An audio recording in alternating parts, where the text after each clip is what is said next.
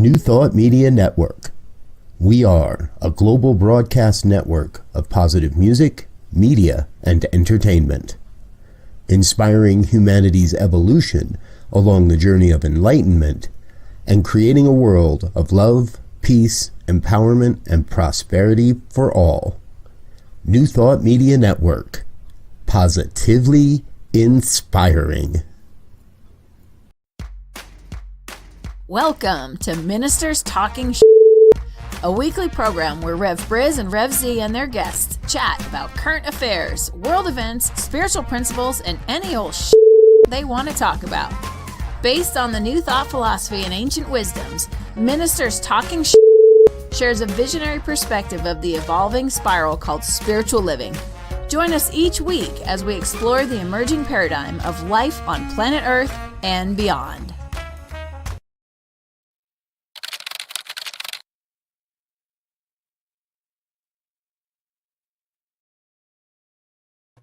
And hello again, dear ones. Rev Brz with you over here. Rev B over here. And we're a couple of ministers talking shit here on a Friday morning. This happens every week. My normal co-host, Rev Z, is out for the week, and we wish him well and send him love. And if you're watching, well, then you could have been on the show, but no. So Rev B is with us here today. Rev Brz comes to us from Toronto, Canada. She's the senior minister of the Center for Spiritual Living on the Lake there in Toronto, and a regular contributor to all kinds of stuff here on the network. So that's we love that, and that gets you the extra guest spots here on a Friday morning. So thank you for being with us, dear one. I love it. I love the network, and I love all the work that you're doing and the way that we're just creating a new platform for how we can talk about this thing called life. Yeah, exactly. Yeah. Thank you, Linda, for being with us. Good morning to you, dear one. Anyone else that's out there, feel free to chat along as we go. We don't see that you're there until you chat along. So if you chat in, we know you're there and we'll say hello. Okay. So, folks, if you don't see this, but normally about a half an hour ago, Rev Brz and I got together. We sat down and said, all right, what do you want to talk about today?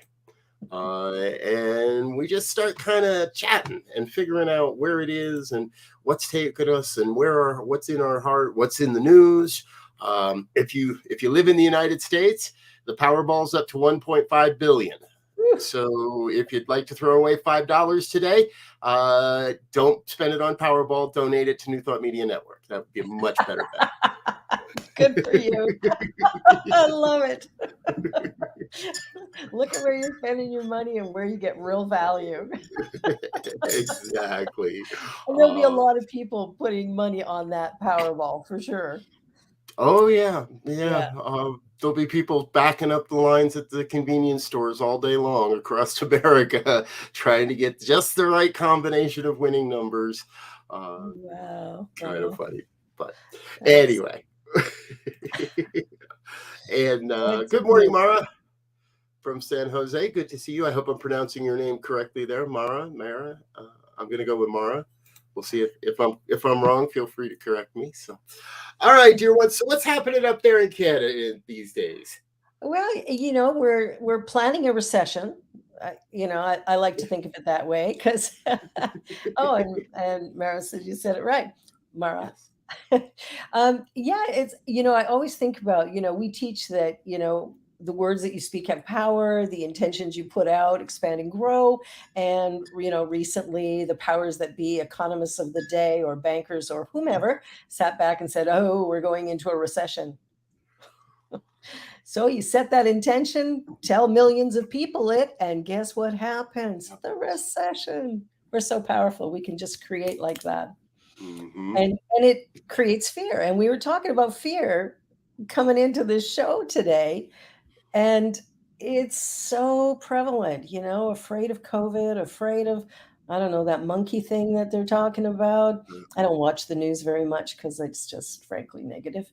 Talking about a recession. I don't know if you got a recession coming down there. I know down there we're talking about election stuff, women's rights or lack of. There's a whole bunch of things that build fear, and fear causes It causes great harm to our well-being, and most of it is not even real. Yes. That's the point that we were making in the back room before we got started, folks. It Mhm. really, the things, if you think about what it is you're afraid of, or the things that create or strike fear. And I was giving a very good example a couple months back. I was out for a dog walk with our furry pets, and my wife wasn't with me, but I came across a husband and wife walking a pet, and the husband had a gun on and was wearing a gun. And the state of the nation here in the U.S., not only did that immediately create a sense of wonder and yeah, a bit of fear in me, when I'm generally not a very fearful person, but there it is. And um, it does strange and funny things to us. It makes us do strange and funny things. Yeah, I think that's the big thing is how we can react out of fear. I mean, if we're being chased by a tiger, okay, fear makes perfect sense. Even Yep. in that case with you, it does make sense. Somebody's packing a gun in your neighborhood. It's like, ugh. In Canada, you can't do that. You can't carry guns on your hip unless you're a police officer. And so we don't see that kind of thing. And if we did, boy, I'd be running for sure. So much of what we fear is our imagination run rampant because we're watching the editorial on TV that they now call news. And it's Right. it's really instilling in us that we should be fearful of the world around us. And I disagree with that completely. Right. That's marketing, in my opinion. It It is. really, really is. It's become, well, you were saying where was the one? Open a bank account and get a free rifle. Right? Yeah, Michael Moore's documentary that he did a number of years ago, Oh, and he that's went into a bank and opened an account, and they gave him a rifle.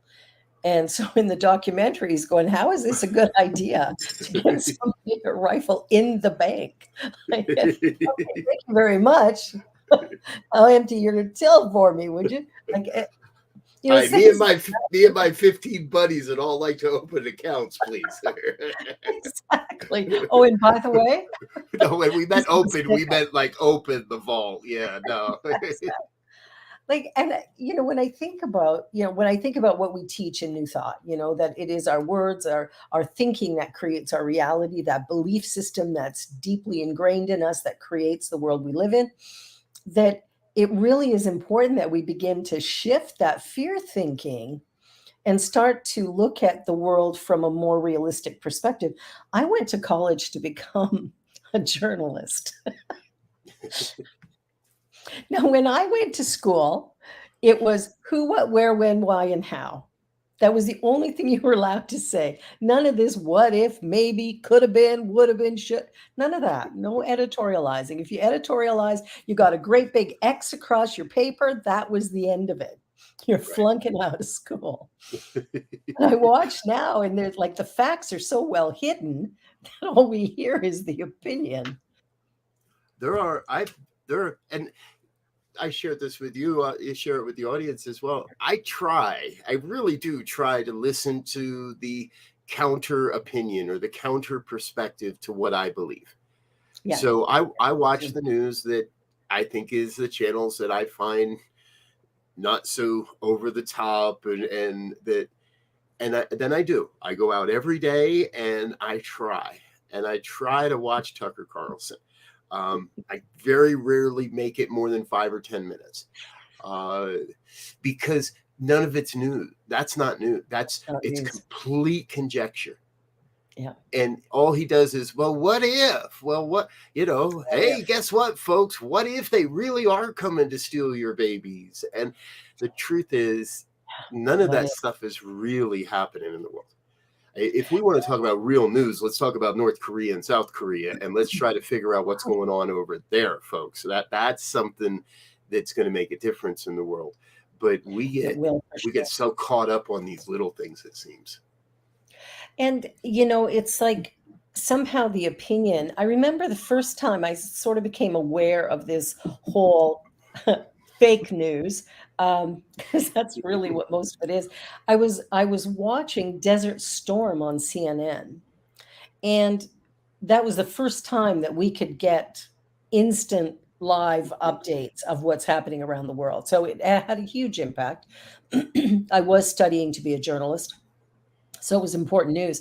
But what was interesting is I would watch that, I would watch the CBC, the BBC, and I'm getting very different stories. I mean, the base story is the same, but the way it's presented is so different. And I think this whole 24-hour news cycle is actually causing immense harm to humanity, because Yeah. we hear one story 1,000 times and think 1,000 things happened. And I've got a good friend, Reverend Dr. Bill Marcioni, also here on the network, and he likes to say, nobody reads the retractions. No, it's true. Right? Nobody pays attention to the retraction when a news outlet comes back and says, "Hey, we got it wrong." And they rarely say that anyway, right? They just and they that'd be report like on pulling teeth. Yep, and they report on each other now. So one news outlet is saying, "Hey, these other guys are saying this." So if they're wrong, it's not on us. If they're lying to you, it's them. It's not on us. We didn't report wrong. They did. And they did it. Blame. The 24-hour news cycle doesn't leave time, I believe, to ask the questions that you just ran through, right? Who, what, when, where, and how. Not why. Who, what, when, where, and how. And how. Yeah. And that's the thing. That's what we need to know, is what actually occurred, not what you think might have happened if something else happened, the what ifs, right? That's editorializing. Hi, James. Glad you're here. Good morning, James. Thank you, sir.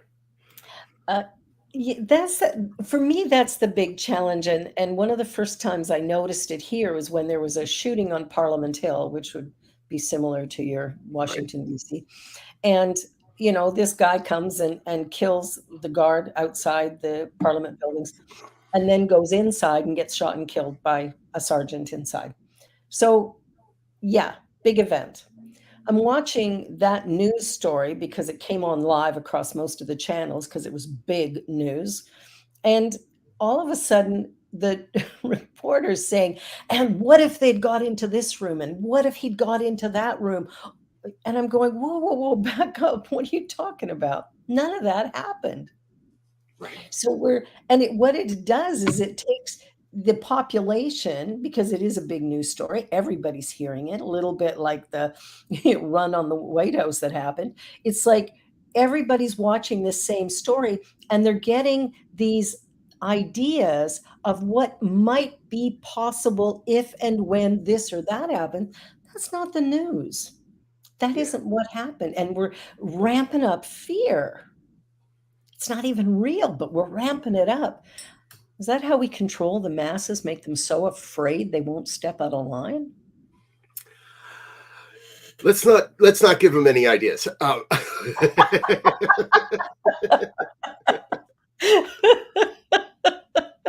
And that could be what's going on, folks. Right? So we, the majority, need to stand up and go, BS. We'll just call it what it is. Bullshit. Right. Exactly. Yes, you can say that on this program. Looking at the name of the show going, oh yeah, I can get away with that here. You get away with that here. Yes. Well, and it is, right? So it is. It does appear that the quote political elite do everything they can. Yeah. And this isn't just here. All right. We can look at the conflict in Ukraine and what Russia's doing, and we can look at the saber rattling that's happening on the Korean Peninsula and what North Korea is doing. Their saber rattling that they're doing. They're feeling a little empowered now that their buddies are in Russia and China are letting them get away with this stuff. So it's, if we could come, and I believe this is part of what New Thought does in the world, is it brings people to an understanding of how to look, how to discern, how to think, how to perceive what's going on in their world, rather than just lay back and rely on the powers that be to tell them what the truth is, what's going on. So we have a way, we learn how to think, and I witness again and again and again new thought opening people to different perceptions of how life it can unfold, rather than just buying into somebody else's story.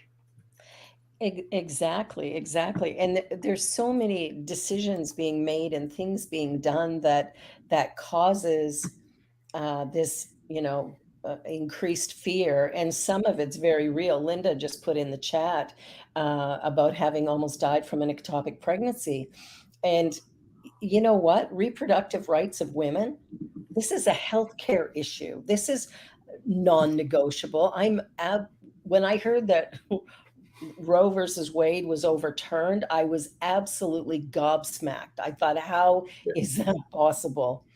That a democracy would remove the rights of the majority of the population because women are more than 50%. So if you look at that, you go, we decided that half of our population don't have rights, and we're going to impose our vision of what's right and wrong. Like, that to me is something realistic to be afraid of. As Linda said, she almost died. So it's like we're looking at the world around us and how do we make changes? For starters, we look at who we're voting for. Hi, Fiona. Good morning, Fiona. Welcome. Yeah. What's our intention, as metaphysicians, and what are we buying into or supporting, and how can we make a difference in the world? Yep. Folks, we can answer that in one word. You ready? You hear me say it every week. Vote. Vote. Vote. Get out and vote. And everybody who stands with women, get out and vote for women. Yes. It's time to do that. I'm glad I'm in Canada. I just got to say. But I heard some really weird stuff here too. So it's like, you're looking at what's going on with government. I'm like, where does any of this make sense? That women all of a sudden are, losing their power, having it stripped away. And I think that's something to be afraid of. When it comes to everything else, I think we have to temper it. But even that, I think it's about standing up for what's right, holding our values strong. Right. Life is a beautiful opportunity to fully express our divine nature, whatever that is. It's unique to each one of us. And we all have a gift to bring. And if we start living from that rather than from the fear, I think what happens is we're empowered to stand up to some of this, I'll call it bullying, and begin to, take back. I mean, women are the majority. My daughter came home from school a couple years ago saying, and she's 17 now. She went, "Mom, I heard the weirdest thing today." And I said, "What's that?" And she goes, "Women are considered a minority." How is that possible? I said, hold to that vision, because that's the truth. Getting rid of the brainwashing. And what I love about what we teach is that we teach people to think for themselves, to live from their highest potential, to realize their unique and special nature and how remarkable they are, and from there to create a life. And I think when we do that, we actually create a world that works for the highest and best good of all concerned. Yeah. That excites me. I'm flabbergasted. Women are a minority. Somebody does not understand the definition of minority. Somebody did not give your daughter truthful information there, right? And and what about Black people, Indigenous people are a minority. People of color are the majority of the population in the world, right? Like, we're not. Exactly. It's all illusion, fabrication. We've been sold a bill of goods and none of it makes sense. And so I'm coming around to this piece that just kind of struck me, because before I found New Thought, before I found this philosophy, I spent a bunch of time out traveling the country with following the Grateful Dead around. And Awesome. beyond just the the peace, the love, the hippie, and the pot, there is a philosophy there underlying that whole experience. And one of the central tenets that I found in that culture, and they actually have a song, "The Women Are Smarter." Yeah. And all the deadheads in the room are going, "That's right, the women are smarter. That's right, the women are." But it's true. Yeah, it is true. Now, and when you're in a part of that culture, it is recognized that now we're still white guys, so we still only go to equal. We don't really believe you're smarter. But getting even to the point of we're equal. Equal. That's a step. We are equal. It matters not what kind or color of underwear you wear. It matters not what kind of beverage you like. It matters not well, it does matter where you worship, because some of those places fill you full of bad info. But at the core, we're all one. And until we start to recognize that the women in my life are sometimes more powerful and do a better job and have a bigger insight and have a bigger prosperity consciousness, let's all work together.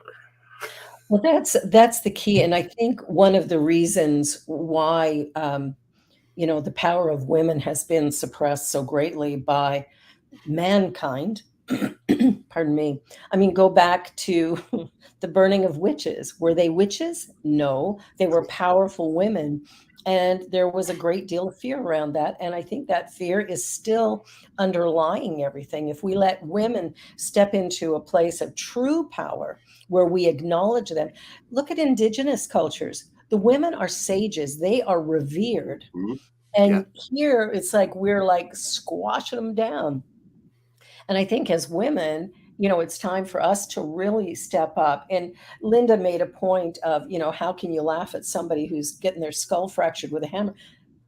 That is that to me is a separation model. Like, you have to separate from your humanity in order to do that. And I think women, because we've not been conditioned the way men have been to suppress how we feel. We think it's okay to cry. Might not do it at work because we know it's not okay there.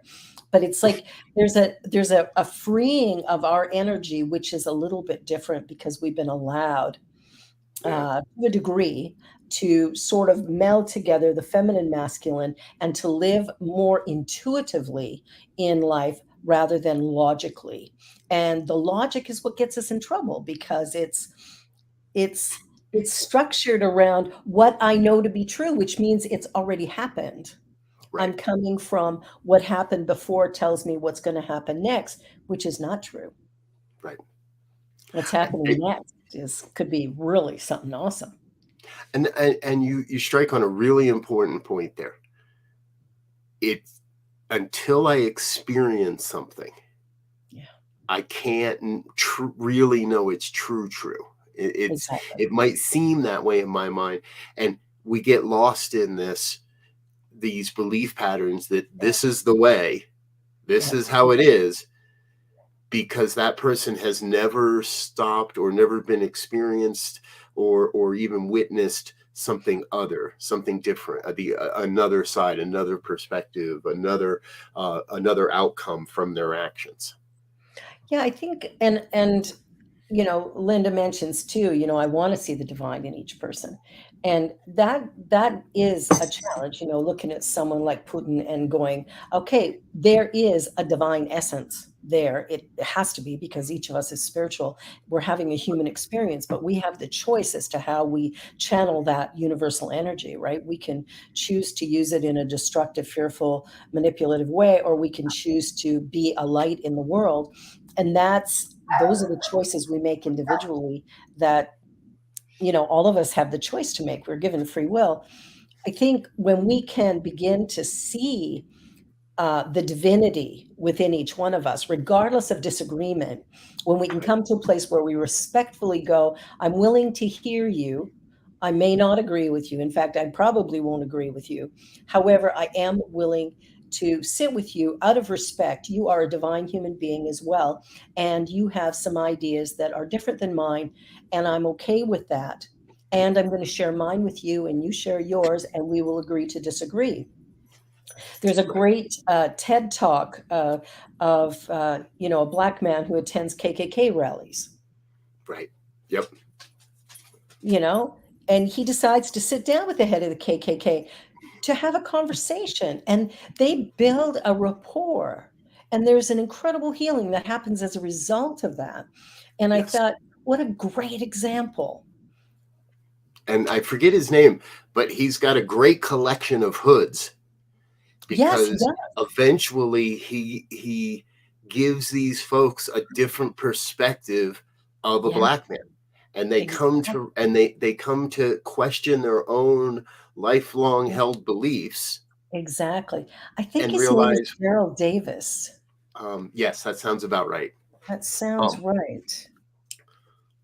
And he does a great job of helping someone to see a perspective that they've never even thought possible, because they've been brought up their entire lives with these racist beliefs. Yeah, it is Daryl Davis. I just Googled it. Yeah. Good. Thank you. Yeah. Yeah. Go ahead. I was just going to say, I think we're at a very, and we always are, but at a very unique place. Yeah. Across the planet right now. I agree. Especially when it comes to things like racism. I do believe that we are at a turning point, even though it appears we're regressing. Yeah. When it comes to women's rights. This whole Roe versus Wade, the Supreme Court, it really cast a light on, number one, how corrupt Clarence Thomas is. Yeah. And how out of touch Clarence Thomas is with a vision of a world that works for everyone. He's fully about a world that works for him and his wife, and that's it. And but it also, I think it re-energized. I think we're going to see a massive turnout of women in the U.S. Elections next week. I think we're going to see a higher female turnout than ever before. Because I think there's a lot of women that are just like, that's enough of the male dominant bullying bullshit that goes on. It is. It's bullying. Yeah. It's how do I suppress your voice? How do I remove democracy from more than half of the people in this country? Because that's what it is. It would appear the old white guys are very afraid, folks. You know what? They should be. Because they're going to take a fall. When I first heard this, I was just so outraged. It was really hard. Like Linda said, it's hard to see the divine, and I was having a lot of trouble seeing the divine in that ruling. And my husband said to me, he said, "No, just a minute." He said, "There's an election coming up, and people are going to take a stand. They're going to take a stand and go, I'm sorry, you guys are out. You're out of here. Thank you for sharing, but we don't want you anymore." And I'm just praying that that's the truth. Women will stand up and be fierce and go, no more. We're here to be counted, and we're going to stand for our right to choose. We can choose to be pro-life. Yeah. We can choose to be pro-choice. And if I've got a pregnancy that's going to kill me, I can choose to have a surgery that will prevent that from happening. Right. That should be my choice. If I'm brutally raped by somebody and become pregnant, it should be my choice. Because the hell already happened. I don't need to expand it another 9 months. Yeah. Exactly. Isn't life exciting? As you were sharing, it is, because as you were sharing, I have this vision, and not in a violent or negative way, but it is the age of the women's uprising. And let's see a female president in both the US and Canada and Mexico. Yes. Like let's have all of North America. Let's give the women a chance. Give them a decade. What the heck? What could it hurt, right, guys? Let's give them 4, 8, 10 years and see what happens. Give them a chance. Put them in, coach. And give them a jersey, throw a number on it, and you're up. I think we just wrote a Hallmark tearjerker Sunday afternoon movie, actually. Come on, coach, give her a chance. Put her in the Oval Office. Put her in, I don't know what it is for you guys. Put her in the State House. Yeah, I think that's where, I was talking to the principal of my daughter's school, and he said, I have never, in my 15 years of teaching and running schools, I've never had a group of students who are so clear, so articulate, and so fierce, and who stand for what they believe, not doing it violently or forcibly, but clearly articulating, I'm sorry, this is not right. And one of the things was around the way girls dress. See, boys don't get dress coded. Girls get dress coded. And they get dress coded because they look sexy. So who's decided these children look sexy? The teachers. Man. My daughter stands up because one of the kids in her school was quite chesty. So it doesn't matter what she wears, that's going to show, right? It's her body. And she just stood up and said, how dare you body shame us? How dare you sexualize us? We're children. So she gets all the girls together and says, this is on a Thursday. On Monday, we're all going to wear whatever we want to wear. They cannot dress code every single student in the school. And her school goes from 7 to 12. It's a French school and a small one, but from 7 to 12, that's a lot of girls. And so that's what they did. So we get an email on the Friday going, make sure they don't wear anything that's racist, or they're not going to do that. And so my husband is like, whoa, who started this? I went, that would be our child. That would be our kid. That's our kid who did that, So they showed up in, low cut tops and little crop tops that showed their bellies. And of course the school did nothing, because their point is, like, you're choosing to see me in a way that I don't see myself. I like the way I'm dressed. I'm comfortable the way I'm dressed. Why are you sexualizing me? So there's a whole new story going on. Of course, I'm sitting back going, I wish you would wear more clothes. But I'm not going to say that, right? Because I get her point. I get, why are women told, men can run around without a shirt? Right. Exactly. But a woman can't wear a crop top and show a bit of her belly? Yeah. Or have a bosom. It's like, no, that's not allowed. That, well, I'm sorry. You tell me to wear those things off and leave them at home, would you? Please, just leave those at home and the whole thing would be easier. Oh my goodness, that's so funny. But, we look at some of these things. And Fiona says women uprising in Europe too. Solidarity is oneness. I agree. Mm-hmm. And we'll have a lot of men on our side too. That's the other thing. There we go. There's our new tag. Free the hijab. Free your hijab. Free the hijab. Right. And women in Iran are standing up and saying, no, we're not doing this either anymore. And folks, unfortunately, we've got to stand up and say that's all for today. We've got to get out of here. So thank you so much for being with us. Reverend Barbara, thank you for being here. I hope you come back again real soon. I will. Thank you so much. I love this show. See you soon, everybody. We have a good one here. We're going to get out of here for now, folks. Thanks for being with us. Please stay tuned to the New Thought Media Network throughout the day and the evening. Great programming all day today here on New Thought Media Network, including later this evening. I'll be back with the good news at 5 p.m. And I'll be back with the Joy Show at 3 p.m. Eastern. And your show is at 3, so join us for that as well. All right, folks, we're out of here for now. Until next time, we wish you peace and richest blessings. Bye now. Bye now. And thanks for listening to this week's episode of Ministers Talking. We'll be back again next week with more commentary on current affairs, world events, and any other our ministers want to talk about. And if you found value here, please share our with your friends. Until next time, peace and blessings.